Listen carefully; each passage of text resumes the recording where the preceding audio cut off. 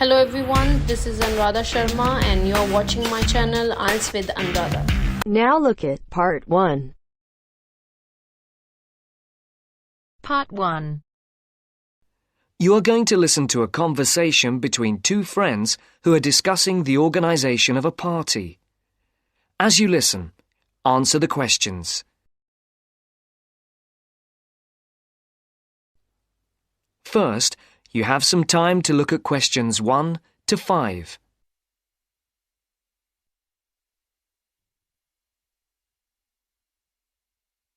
Now the test will begin. You should answer the questions as you listen, because you will not hear the recording a second time. Listen carefully and answer questions 1 to 5. Hi, Matt. Right on time. Have you been waiting long? 5 minutes. The buses were held up on the high street. Otherwise, I would have been early. Yeah, there's something wrong with them today. Yes, I think so. OK, what shall we do? Shall we go and have a coffee? Yeah, that would be nice. There's that place on the corner over there. It does really nice coffee and cakes and things, and at this time it's usually very quiet, so we'll be able to talk. OK, let's go there then. So, when's the party going to be? Well, it has to be at the end of September, before we all leave for university. We've plenty of time then. We don't go for another 5 weeks, do we? Well, we haven't really got that much time, if you think about it. There are only a couple of weeks at the beginning of September when all of us are around. Oh, yes, I forgot. Nazrin, Phil and Nikki and all that lot have gone off on holiday. And I'm away for 2 weeks from tomorrow. So, what does that leave us then? As far as I know, we're all here between the 19th and the 30th of September. Will Sandra be around then? I know that she has a whole string of family birthdays at that time, and she might not be available. Well, let's make a note of that, and we can contact her about it. OK. Shall we settle for the 21st of September then? What day is the 21st? It's a Saturday. Is that OK? That's fine. Before the conversation continues, look at questions 6 to 10.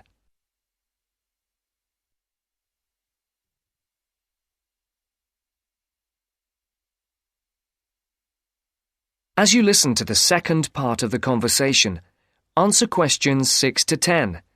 For these questions, there are 3 alternatives, A, B, and C.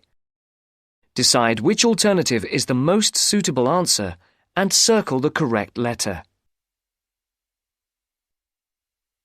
And now for the tricky bit. Where are we going to hold it? Well, I spoke to Nikki last week, and she volunteered her place, as they have a huge house and garden. Oh, fantastic. Will her parents be around? Yeah, I think so, but she said they won't mind. Oh, right. Well, my parents wouldn't like it at all. Nor mine. But is it definite? Yes. When I spoke to her, she said it was definitely on. I'll just have to confirm the dates with her. We thought it would be one weekend in September, so I'll just have to make sure that that one is okay. One thing Nikki suggested, we could have a daytime party, as we could be outside if the weather is fine. Oh, wow. How far out does she live? It's not that far. Do you know where West Road crosses the bridge? Yeah. It's the first house on the right, with that huge drive up to the front door. Oh, right. I know exactly where it is. The road is off the A33 and runs north, then over the bridge and first on the right. I know it. Oh, the place is amazing. You know it has a big swimming pool. Does everyone know where she lives? Most of her friends do, but not all. But it doesn't matter, as we can put this map Nikki sent me in with the invitation.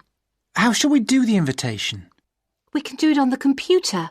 I can scan the map, and we'll put it all onto an A4 page. Is this the address? Can I just write the address down? It's 93 West Road, and I'll take the phone number. It's 477130. Right. There's one other thing. Yes? We're all giving £10 towards refreshments and food. There'll probably be a barbecue. Do you think that's enough? Oh, right. Yeah, that's fine. And everyone will have to help tidy up afterwards, including the boys.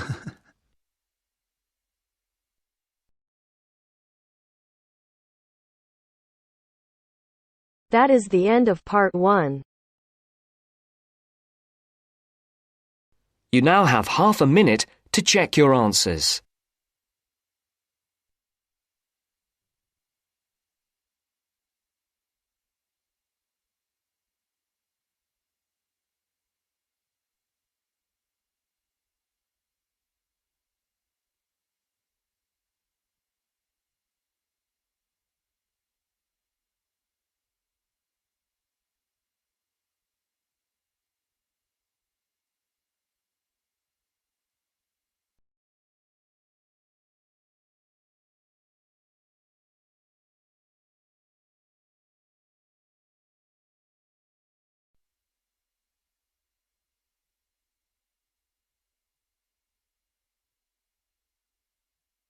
Now turns to part 2.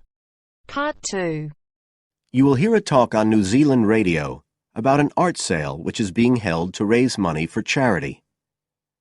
First, you have some time to look at questions 11 to 13.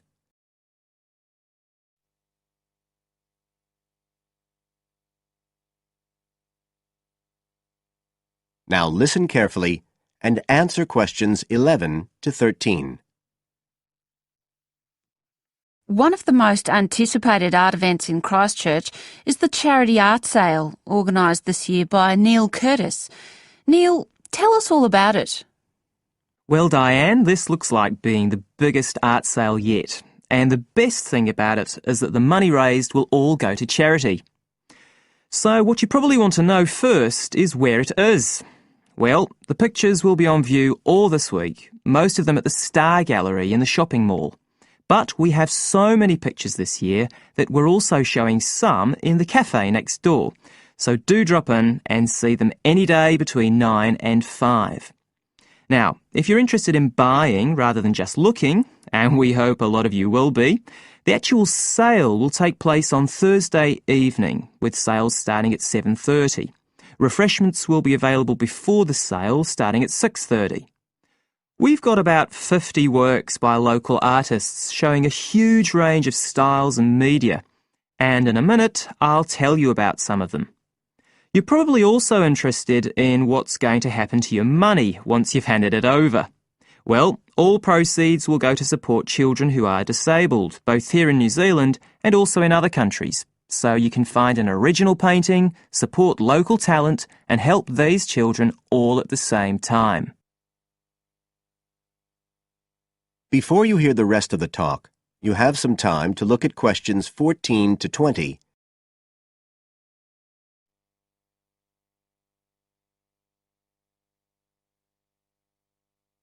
Now listen and answer questions 14 to 20. Now, let me tell you a bit about some of the artists who have kindly agreed to donate their pictures to the charity art sale. One of them is Don Studley, who has a special interest in the art sale because his 5-year-old daughter was born with a serious back problem. After an operation earlier this year, she's now doing fine, but Don says he wants to offer something to help other less fortunate children. Don is totally self-taught and says he's passionate about painting. His paintings depict some of our New Zealand birds in their natural habitats. One relative newcomer to New Zealand is James Chang, who came here from Taiwan 9 years ago at the age of 56. Mr. Chang had 13 exhibitions in Taiwan before he came to live here in Christchurch, so he's a well-established artist, and art has been a lifelong passion for him. His paintings are certainly worth looking at. If you like abstract pictures with strong colour schemes, you'll love them. Natalie Stevens was born in New Zealand, but has exhibited in China, Australia and Spain. As well as being an artist, she's a website designer. She believes art should be universal, and her paintings use soft colours and a mixture of media. Most of her pictures are portraits, so watch out. Some of them may even be friends of yours. And then we have Christine Shin from Korea. Christine only started to learn English 2 years ago when she arrived in New Zealand, but she's been painting professionally for over 10 years, and she sure knows how to communicate strong messages through the universal language of art. She usually works from photographs and paints delicate watercolours, which combine traditional Asian influences with New Zealand landscapes, giving a very special view of our local scenery. Well, that's all I have time to tell you now, but as well as these 4, there are many other artists whose work will be on sale, so do come along on Thursday. We accept cheques, credit cards or cash. And remember, even if you don't buy a picture, you can always make a donation. That is the end of part 2. You now have half a minute to check your answers.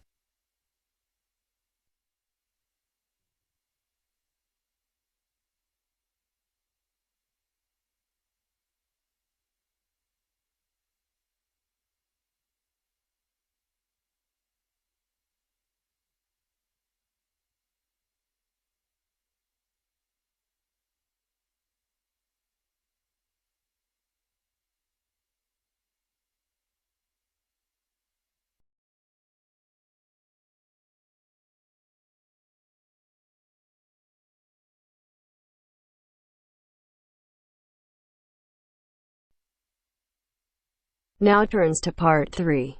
Part 3. Making the decision to stop is just the first step. Yet if you follow these guidelines, no matter how tough it may be to begin with, rest assured. First, you have some time to look at questions 21 to 26.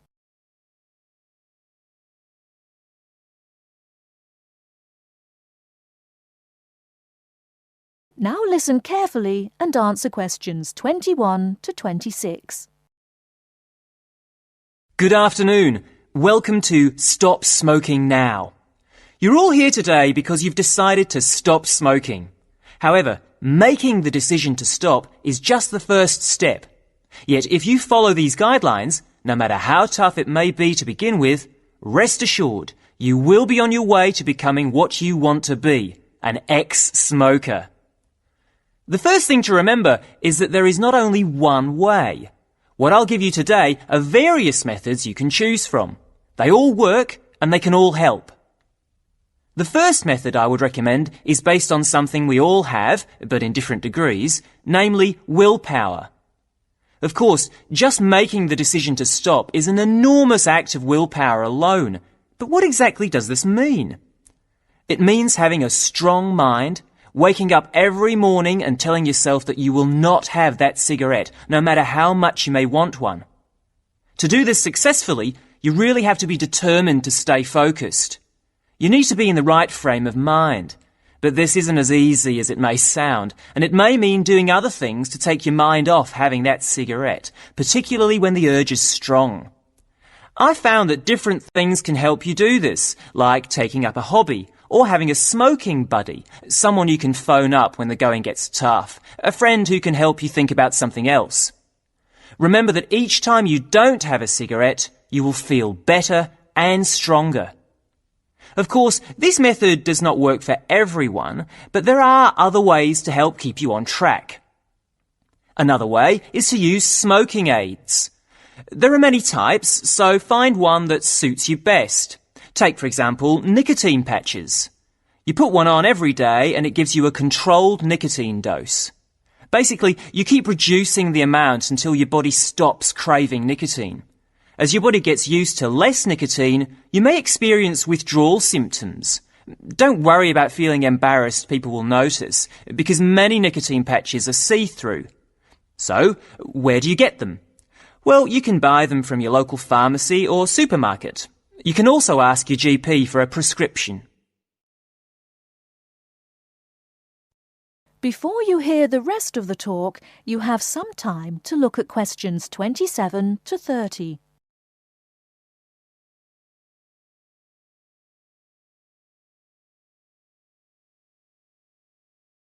Now listen and answer questions 27 to 30.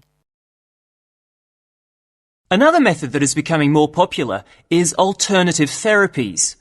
Giving up smoking is not only difficult for your body, but also your mind, as the emotional stress can be really severe.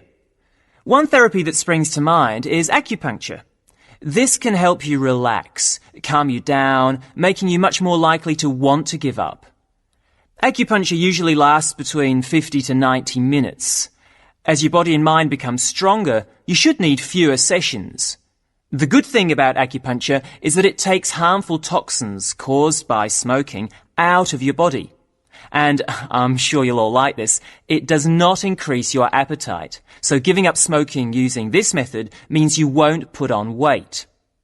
It can take as few as 5 acupuncture sessions to cure you, but of course this depends on the type of person you are. I suppose one of the biggest advantages of using this method is that there are almost no withdrawal symptoms because it works from the inside. What I mean by this is that acupuncture takes away your wanting to smoke, and this feeling, on top of the feeling of calmness, stays with you after the treatment is over. At the end of the day, it doesn't really matter which method you choose. What's important is that you make the decision and then stick to it no matter what. If you give up, think of the money you'll be saving. There is no better time to start than today. You can kick the habit for good. That is the end of part 3. You now have half a minute to check your answers.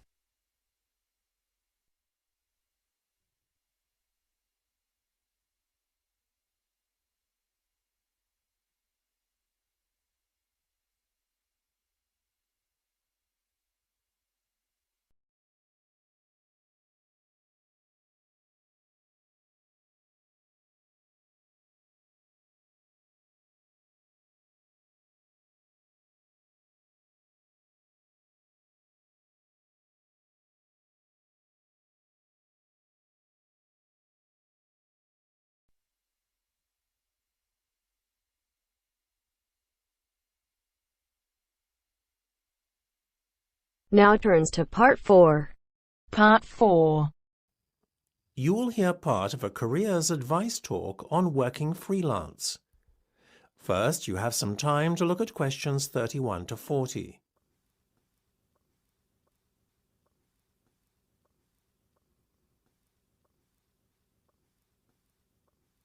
Now listen carefully and answer questions 31 to 40.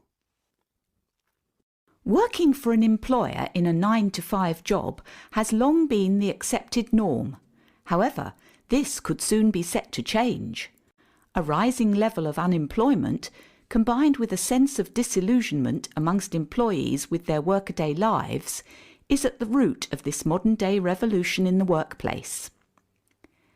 Now, there is a growing trend amongst people of all ages and from all walks of life to opt for freelance work, rather than working for an employer. It sounds a risky option and a potentially stressful one, but on the whole, the benefits of freelancing seem to vastly outweigh those of working for someone else. In fact, recent research has shown that those who quit their jobs to work for themselves are the country's happiest and most productive workers. A study conducted by Dr. Jonathan Sapsed from Brighton University's Business School, in conjunction with the Arts and Humanities Research Council, looked at a total of 304 freelancers who were pursuing a range of professions in southern England. They found that, far from struggling to get by, many were not only doing well but excelling in their new professions. So, what are the advantages of freelancing? Well, there are many. One of the most obvious benefits is not having to be answerable to a boss and having to face criticism or unfair demands. In addition, not being based in an office or shared workplace with competitive or difficult colleagues is another bonus. But what is probably the most attractive pull of working freelance is the freedom to determine your own work schedule. You are no longer at the mercy of a timetable dictated to you by your employer. If you have family commitments, these can easily be fitted around your working hours. Furthermore, if you have an off day one day, it's easy to make up time another day without having to face your employer's wrath when you are being less productive than usual. Those who work in creative and digital industries stand to benefit most from working freelance.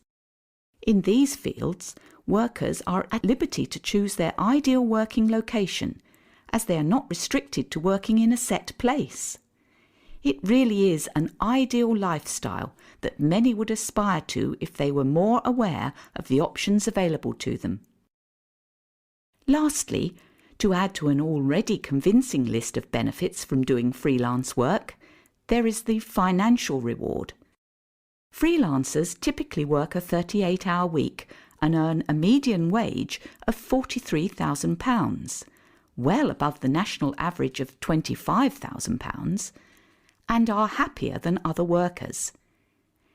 It seems that people are now catching on to the myriad benefits that come with working as a freelancer.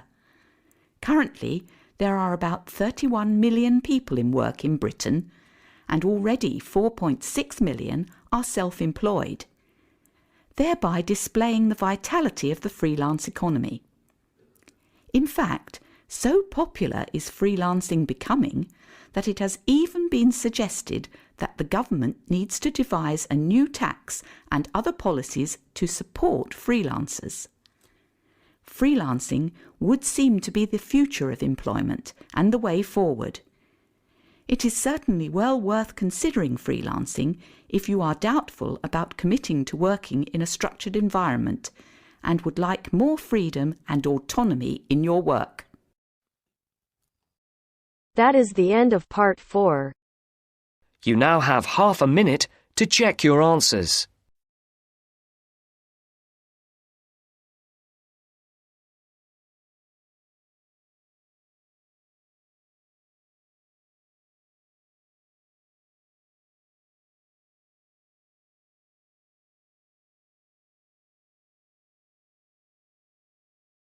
Thank you for watching and stay tuned for more videos.